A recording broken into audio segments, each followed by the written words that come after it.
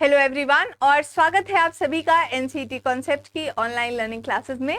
मैं हूं आपकी हिस्ट्री और पॉलिटिकल साइंस की मेंटोर साक्षी अग्निहोत्री और मैं एनसीईटी कॉन्सेप्ट पे आपको हिस्ट्री और पॉलिटिकल साइंस का डोमेन पढ़ाऊंगी। करंटली मैं अपना मास्टर्स परस्यू कर रही हूं एमए जवाहरलाल नेहरू यूनिवर्सिटी से। तो अभी हम डिस्कस करेंगे कि हिस्ट्री का हमारा क्या सिलेबस होना चाहिए और हमारी क्या स्ट्रैटेजी होनी चाहिए इस पेपर को अप्रोच करने की। इससे पहले आप देख सकते हैं हमारा sure selection batch already launch हो चुका है, जिसमें आप बीए बीएड, बीएससी बीएड और बीकॉम बीएड की तैयारी कर सकते हैं। तो आप जाकर के प्ले स्टोर से हमारा ऐप डाउनलोड कर लीजिए और उसमें जाकर के आप ऑफिस के नंबर पर कॉन्टैक्ट करके और डिटेल्स ले सकते हैं। अच्छा, अगर हम डोमेन के एग्जाम पैटर्न की बात करें तो चाहे वो कोई भी डोमेन हो जो एनसीईटी में आता है, B it political science, geography, sociology, psychology, कोई भी डोमेन हो उसका यही पैटर्न रहता है। पहली बात तो आपको 28 क्वेश्चन दिए जाएंगे जिसमें से आपको 25 क्वेश्चन करने हैं। तो हिस्ट्री और पॉलिटिकल साइंस में हमारा गोल ये रहेगा कि 25 के 25 क्वेश्चन हम करें और 28 के 28 क्वेश्चन हमें आते हों और हम कंफ्यूज हो जाएं कि 28 में से कौन से 25 क्वेश्चन करें और कौन से 3 क्वेश्चन छोड़े। और देखिए एक चीज बहुत इंपॉर्टेंट है कि 1 मार्क की नेगेटिव मार्किंग भी होती है। अगर आप क्वेश्चन छोड़ के आ जाते हैं तब तो कोई प्रॉब्लम नहीं है, लेकिन अगर आपने क्वेश्चन को गलत कर दिया तो 1 मार्क्स नेगेटिव में आपका डिडक्ट हो जाएगा, 1 मार्क आपका काट दिया जाएगा। हालांकि 4 मार्क का एक क्वेश्चन होता है, तो अगर आप सही करेंगे तो आपको 4 मार्क्स भी दिए जाएंगे। तो हमारी मेजर कोशिश ये रहेगी कि हम कोई भी क्वेश्चन नेगेटिव में ना जाने दें। अच्छा, सबसे बेसिक सवाल ये होता है कि मैम बुक कौन सी पढ़नी है, रिसोर्स कौन सा लेना है। आधे बच्चों को तो यही नहीं समझ में आता कि 11th पढ़ना है कि 12th पढ़ना है, स्टेट बोर्ड का पढ़ना है कि एनसीईआरटी पढ़ना है। देखिए, आप अपनी एक्स्ट्रा नॉलेज के लिए जितनी चाहें उतनी किताबें पढ़ लें, बट आपके लिए इस पेपर का बेस रिसोर्स रहने वाली है क्लास 12th की एनसीईआरटी। ठीक है, इस पेपर का बेस रिसोर्स क्या है? क्लास 12th की एनसीईआरटी। देखिए यहाँ पे फोटो भी लगी हुई है, 3 किताबें हैं क्लास 12th की एनसीईआरटी में। Themes in Indian history 1, themes in Indian history 2 और थीम्स इन इंडियन हिस्ट्री 3। एक चीज और, न्यू एनसीईआरटीज आपको रेफर करनी है। ठीक है, नई वाली जो एनसीईआरटीज हैं आप चाहें तो इन एनसीईआरटीज को खरीद सकते हैं, और अगर खरीदना नहीं चाहते तो आप इन एनसीईआरटीज को ऑनलाइन भी डाउनलोड कर सकते हैं। इनकेस आपके पास टैबलेट है या लैपटॉप है तो बहुत इजी हो जाएगा आपके लिए ऑनलाइन इन एनसीईआरटीज को रीड करना। बट बहुत जरूरी है कि आप एनसीईआरटीज जरूर से डाउनलोड कर लें, क्योंकि ये आपका बेसिक रिसोर्स है। रेस्ट बी अश्योर्ड, यहाँ पे जो भी मैं पीपीटी बनाती हूँ वो डायरेक्टली एनसीईआरटी से उठाती हूँ। आई ऑल्सो इंश्योर कि कोई भी पॉइंट एनसीईआरटी का मिस ना हो, चाहे वो बॉक्स हो, चाहे वो फैक्ट हो, चाहे वो टाइमलाइन हो, चाहे वो कोई टेबल हो, कोई भी चीज मिस नहीं की जाती है। इसके अलावा मैं आपको बहुत सारे फैक्ट्स एक्स्ट्रा से बता देती हूँ, क्योंकि एनटीए का तो आप जानते हैं कोई भरोसा नहीं है। तो कोई भी चीज एक्स्ट्रा से भी पूछी जाए उसके लिए भी मेरे स्टूडेंट्स हमेशा से तैयार रहें, ये भी मेरी रिस्पॉन्सिबिलिटी रहती है। अगर आप पहले बुक के इंडेक्स को देखेंगे तो पहले बुक के इंडेक्स में 4 चैप्टर्स हैं प्रमुखता। ये बुक का इंडेक्स है, अभी हम ऑफिशियल सिलेबस पे जाएंगे। सेकंड बुक के इंडेक्स की बात करें तो देखिए, हालांकि इसमें 5 चैप्टर हैं, लेकिन ये वाला चैप्टर आपके एग्जाम के सिलेबस में इंक्लूडेड नहीं है। ठीक है, same goes for third book. यहां पर भी अगर आप देखेंगे तो आपकी बुक में 6 चैप्टर हैं, लेकिन ये और ये वाला चैप्टर आपके एग्जाम के सिलेबस में इंक्लूडेड नहीं है, तो आपको उसको नहीं पढ़ना है। तो अब बात ये आती है कि मैम एग्जैक्टली बता दीजिए, ये तो बहुत कंफ्यूजिंग हो गया, एग्जैक्टली एग्जाम का सिलेबस क्या है। तो अब आइए स्लाइड बाय स्लाइड डिस्कस करते हैं कि एग्जैक्टली आपको इस एग्जाम के लिए क्या पढ़ने की आवश्यकता है। और शुरुआत करेंगे पार्ट 1 एंशिएंट हिस्ट्री, प्राचीन भारत के इतिहास से, और पहली थीम की तरफ जाएंगे जो कि है Harappan civilisation and archaeology, Harappa सभ्यता और पुरातत्व। इसमें हम देखेंगे कि हड़प्पा सभ्यता के बारे में, हड़प्पा सभ्यता का विकास कैसे हुआ। इसके तीनों कालखंडों को देखेंगे, एंशिएंट वाला अर्ली हड़प्पा फेज, मैच्योर वाला परिपक्व हड़प्पा फेज, और लेट हड़प्पा कल्चर उत्तर हड़प्पा काल। तीनों को हम बहुत ही डिटेल में देखेंगे, और वहां से खुदाई में हमें जो जो चीजें मिली उनके बारे में भी हम डिस्कस करेंगे। 1861 में एएसआई भारतीय पुरातत्व सर्वेक्षण संस्थान भी आया, उसके बारे में भी देखेंगे। अलेक्जेंडर कनिंघम का क्या रोल था, जॉन मार्शल ने क्या काम किया। तो जितने जितने पुरातत्वविदों ने, जितने जितने आर्कियोलॉजिस्ट्स ने हिस्ट्री की फील्ड में हड़प्पा में काम किया है, उनके बारे में डिटेल में डिस्कस करना है। ठीक है, अब सेकंड चैप्टर की तरफ जाएंगे तो आपको एक टाइमलाइन मिलेगी। क्या टाइमलाइन है भाई? 600 ईसा पूर्व से लेकर के 600 ईस्वी तक की टाइमलाइन है, ठीक है। लगभग 1200 साल की ये टाइमलाइन है। और इस टाइमलाइन में आपको वहां के प्रारंभिक राज्यों की राजनीतिक और आर्थिक व्यवस्थाओं के बारे में पढ़ना है, ठीक है। उस समय पे प्रारंभिक राज्यों की अगर बात करें तो महाजनपदों का उदय स्टार्ट हो गया था। 16 महाजनपद हमें देखने को मिलते हैं, जिसमें सबसे इंपॉर्टेंट महाजनपद मगध था। इसी मगध का जब साम्राज्य का पतन हो गया तो 321 में मौर्यन साम्राज्य का उदय होता है। तो मौर्यों के बारे में पढ़ेंगे, थोड़ा सा शाक के बारे में पढ़ लेंगे, कुषाणों के बारे में पढ़ लेंगे, थोड़ा सा गुप्ता रूलर्स के बारे में पढ़ लेंगे। और इन सबको पढ़ने का सोर्स क्या होगा? इंस्क्रिप्शनल एविडेंस, शिलालेखों में दिए हुए साक्ष्य। अब शिलालेख क्या होते हैं? ऐसी कोई भी चीज जो कठोर सतह पर लिख दी गई हो उसको शिलालेख बोलते हैं। टेबल पे लिख दिया शिलालेख, पत्थर पे लिख दिया शिलालेख, दीवार पे लिख दिया शिलालेख। तो कठोर सतह पर लिखी गई चीजें इंस्क्रिप्शन होती हैं।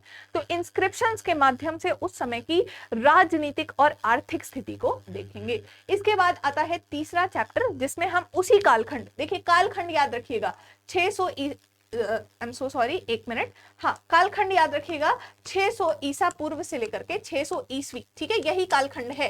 तो इसी कालखंड में किस तरीके से आप देखेंगे तो सामाजिक विकास हुए, सोशल हिस्ट्री क्या है। अब सोशल हिस्ट्री की बात करेंगे तो सब कुछ आ जाता है, फैमिली, मैरिज, रिश्तेदार और कास्ट सिस्टम, जाति व्यवस्था, वर्ग व्यवस्था, संप्रदाय किस तरीके से थे, विवाह कैसे होते थे, प्रॉपर्टी का एक्सेस क्या था, महिलाओं की स्थिति क्या थी, और कौन कौन से सोशल ग्रुप थे, सामाजिक वर्ग थे, इन सब के बारे में देखेंगे। और इन सब को पढ़ने का सोर्स हमारा महाभारत रहने वाला है।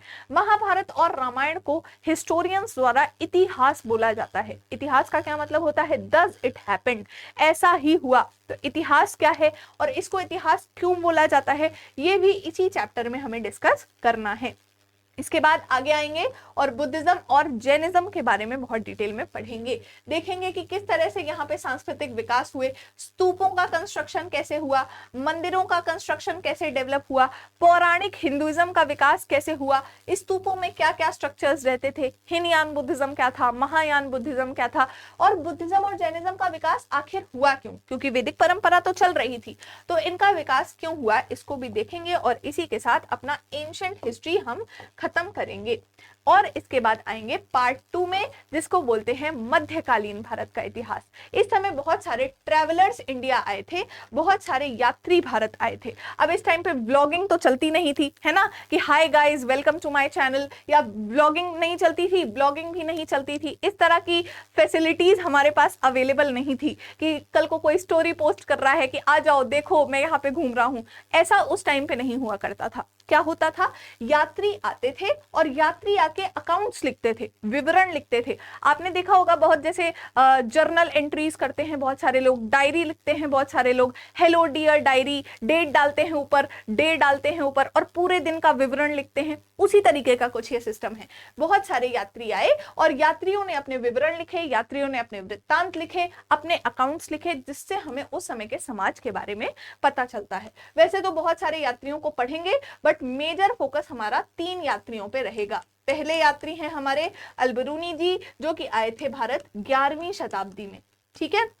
दूसरे यात्री जिनके बारे में डिटेल में पढ़ना है वो है इब्न बतूता, जो कि आए थे 14वीं शताब्दी में, मोहम्मद बिन तुगलक का रूल चल रहा था भाई, ठीक है। और तीसरे यात्री जिनको डिटेल में पढ़ना है वो है फ्रांसवा बर्नियर, जो कि आए थे 17वीं शताब्दी में। तो आप देख सकते हैं लगभग 300-350 साल के गैप में 3 प्रमुख यात्रियों को पढ़ेंगे। कौन कौन सी किताबें लिखी, किताबों में किस चीज का वर्णन किया, ये सारी चीजें बहुत ही डिटेल में कवर की जाएंगी। इसके बाद आता है भक्ति सूफी ट्रेडिशंस। ये दोनों ही धार्मिक सुधार के आंदोलन हैं, ये दोनों ही रिलीजियस रिफॉर्म के मूवमेंट्स हैं। भक्ति मूवमेंट में देखेंगे सगुण भक्ति क्या है, निर्गुण भक्ति क्या है, उसके बाद वीर शैव ट्रेडिशन क्या है, अलवार कौन थे, नैनार कौन थे, कबीर कौन थे, गुरु नानक कौन थे, मीराबाई कौन थी। और वहीं हम सूफी ट्रेडिशंस में पढ़ेंगे भारत के अंदर चिश्ती सिलसिला, नक्शबंदी सिलसिला, इन सारी चीजों के बारे में सूफी ट्रेडिशंस में पढ़ेंगे। मोइनुद्दीन चिश्ती, ठीक है, शेख निजामुद्दीन औलिया, अमीर खुसरो जिस तरीके से उनका शिष्य था,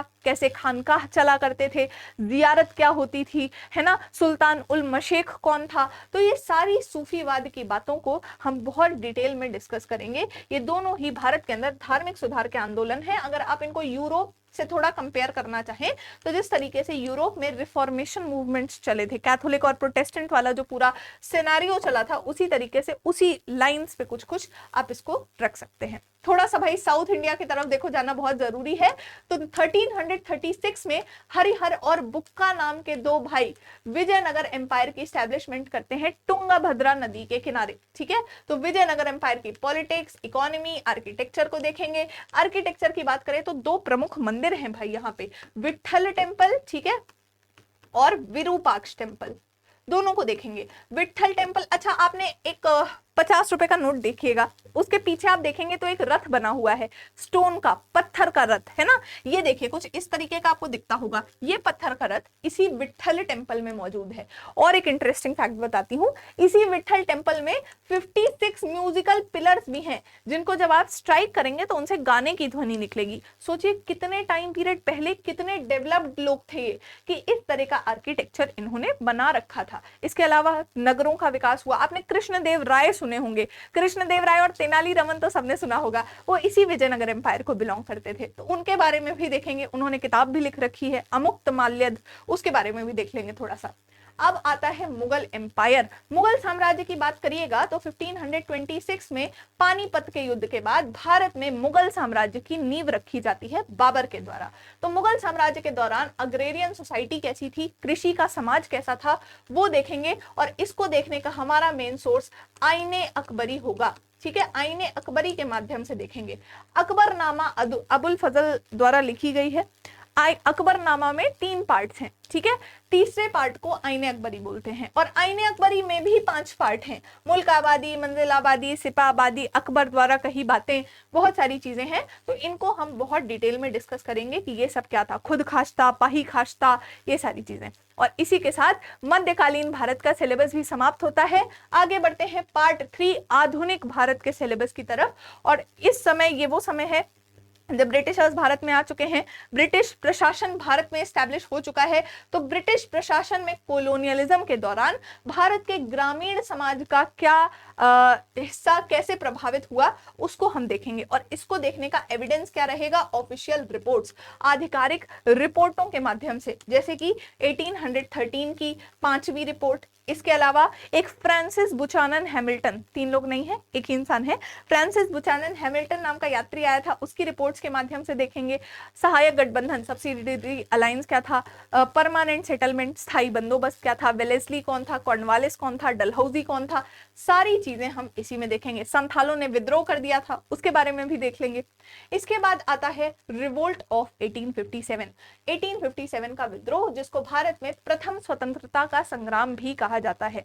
क्यों लड़ा गया, क्या कारण थे, क्या परिणाम हुए, क्या कॉन्सिक्वेंसेस थे, बेसिकली कहां से किसने किसने इस विद्रोह को लड़ा, और सोसाइटी में इसका रिप्रेजेंटेशन किस तरह से किया गया है। जैसे आपने कविता सुनी होगी, खूब लड़ी मर्दानी वो तो झांसी वाली रानी थी, वो कविता इसी रिवोल्ट में झांसी की रानी के नेतृत्व के बारे में लिखी गई है। तो ऐसे कौन कौन सी पेंटिंग्स हैं, कविताएं हैं, कौन कौन से सामाजिक इसके प्रतिनिधित्व हैं, उनको हम बहुत डिटेल में पढ़ेंगे।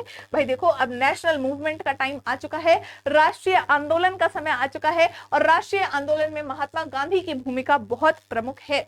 शुरुआत करेंगे चंपारण के सत्याग्रह से, आगे जाएंगे अहमदाबाद के सत्याग्रह में, और अंत करेंगे खेड़ा के सत्याग्रह से। इसके बाद रॉलेट का सत्याग्रह, असहयोग आंदोलन, सविनय अवज्ञा आंदोलन यानी कि non cooperation movement, civil disobedience movement, Chauri Chaura का क्या केस था, गांधी इरविन पैक्ट क्या होता है, सेकेंड राउंड टेबल कॉन्फ्रेंस, द्वितीय गोलमेज सम्मेलन क्या है, किस तरीके से भारत छोड़ो आंदोलन हुआ, सारी चीजें इस चैप्टर में महात्मा गांधी के लाइफ को सेंटर मान करके पढ़ी जाएंगी। ठीक है, बढ़ते हैं अपने आखिरी चैप्टर की तरफ, जो कि है मेकिंग ऑफ द कॉन्स्टिट्यूशन, संविधान का निर्माण। आपको पता होगा भारत में सबसे सर्वोच्च अगर भारत के नागरिक के लिए कोई किताब है तो वो संविधान की किताब है। सर्वप्रथम अगर आप भारत के नागरिक हैं तो आपके लिए सर्वप्रथम भारत का संविधान आता है, भारत का ये राष्ट्र आता है, राष्ट्र प्रथम। ठीक है, nation nation is always first. तो भारत का जिस संविधान की हम बात करते हैं, इस संविधान को बनाने के लिए एक संविधान सभा बैठाई गई थी 9 दिसंबर 1946 से, ठीक है। और भारत का संविधान दुनिया का सबसे बड़ा संविधान है, ठीक है, दुनिया का सबसे लंबा संविधान है। तो इस संविधान को लिखने में क्या क्या चुनौतियों का सामना करना पड़ा, क्या क्या कमेटीज थी इस संविधान को लिखने के लिए, उनके बारे में देखेंगे। बाबा साहेब भीमराव अंबेडकर का क्या रोल था, राजेंद्र प्रसाद, सच्चिदानंद सिन्हा, जवाहरलाल नेहरू, सरदार वल्लभ भाई पटेल, BN राव, SN मुखर्जी, कृष्ण अल्लाद स्वामी अय्यर, KN मुंशी, ऐसे जाने कितने सारे लोगों का क्या क्या रोल था उस संविधान को बनाने में, जिस संविधान को आज हम अपने देश का सर्वोच्च डॉक्यूमेंट मानते हैं। उसके बारे में भी हम बहुत डिटेल में डिस्कस करेंगे एक एक चीज। अच्छा, ये वाले चैप्टर में मैं आपको बता दूं, क्योंकि मैं पॉलिटिकल साइंस की स्टूडेंट हूं, मैंने लक्ष्मीकांत पढ़ रखी है, तो मैं इस चैप्टर में आपको लक्ष्मीकांत से एडेड नोट्स भी दूंगी, ठीक है, ताकि इस चैप्टर से कहीं से भी कोई भी क्वेश्चन आएगा ना, आप उसको आसानी से टैकल कर लेंगे, ठीक है। M लक्ष्मीकांत में इसका एक सेपरेट चैप्टर है कॉन्स्टिट्यूएंट असेंबली करके, तो NCERT भी पढ़ेंगे, लक्ष्मीकांत से उसको सप्लीमेंट भी करेंगे। मैक्सिमम पॉसिबल चैप्टर्स में मैं कोशिश करूंगी कि आपको हैंड रिटन नोट्स दे दूं, फैक्ट शीट्स दे दूं, बहुत सारे एडिशनल रिसोर्सेज दे दूं, जिससे आपकी प्रिपरेशन बहुत आसान हो जाए। देखिए बेटा, हिस्ट्री एक कहानी है, आपको पढ़नी आनी चाहिए, ठीक है। हिस्ट्री को बहुत लोग बना देते हैं कि बोरिंग है, ये है, वो है। ना ही तो ये बोरिंग है, ना ही तो ये मोनोटोनस है, ना ही तो ये रोट लर्निंग ऑफ फैक्ट्स है। ऐसा नहीं है कि आपने उठाया, चालू किया फैक्ट याद करने से और फैक्ट याद करने पे खत्म हो गया, है ना, ऐसा कुछ नहीं है। हिस्ट्री समझने की चीज है, हिस्ट्री अब्सॉर्ब करने की चीज है, और हिस्ट्री धीरे धीरे धीरे धीरे करके डेवलप करने की चीज है। तो मेरी यही कोशिश रहेगी कि अगर आप यहाँ पे आएंगे, आपके पास सीखने को बहुत कुछ है। इवन दो आप साइंस बैकग्राउंड से हैं, कॉमर्स बैकग्राउंड से हैं, कोई भी बैकग्राउंड से क्यों ना है, इवन दो आपने पहले भी ह्यूमैनिटीज पढ़ी होगी, आई अश्योर यू कि आपको बहुत कुछ नया सीखने को मिलेगा। एक शायद मैं भी आपसे बहुत कुछ सीखूंगी, और हमारी कोशिश ये रहेगी कि एक नया पर्सपेक्टिव डेवलप किया जा सके चीजों के बारे में। तो क्योंकि हिस्ट्री मेरा फेवरेट सब्जेक्ट है, इवन दो मेरा मेन स्पेशलाइजेशन पॉलिटिकल साइंस है, बट क्योंकि मेरे पास कोर डिग्री हिस्ट्री में भी है, तो इसलिए history is one of my favourite subject, one of क्या, ऑब्वियसली माय फेवरेट सब्जेक्ट। तो और मैंने हिस्ट्री में बहुत अलग अलग किताबें पढ़ रखी हैं, तो मेरी कोशिश रहेगी कि मैं अपनी थोड़ी बातें आप तक पहुंचाऊं, आपसे थोड़ी बातें आपकी सीखूं, और इसी तरीके से हम लोग आगे चलते रहेंगे और आपके एग्जाम को डेफिनेटली बहुत अच्छे से स्ट्रक्चर्ड तरीके से क्लियर करेंगे, ठीक है। तो एक छोटी सी कविता के साथ एंड करना चाहूंगी कि गति प्रबल पैरों में भरी, फिर क्यों रहूं दर दर खड़ा, जब आज मेरे सामने है रास्ता इतना पड़ा, जब तक न मंजिल पा सकूं तब तक मुझे न विराम है, चलना हमारा काम है, चलना हमारा काम है। तो जल्दी से ज्वाइन हो जाइए क्लासेस में, रेगुलर रहिएगा क्लासेस में, साथ चलेंगे मैं और आप, और हिस्ट्री के एग्जाम को डेफिनेटली अच्छे से क्लियर करेंगे। Thank you so much everyone. I hope आपको सब कुछ अच्छे से समझ में आ गया होगा।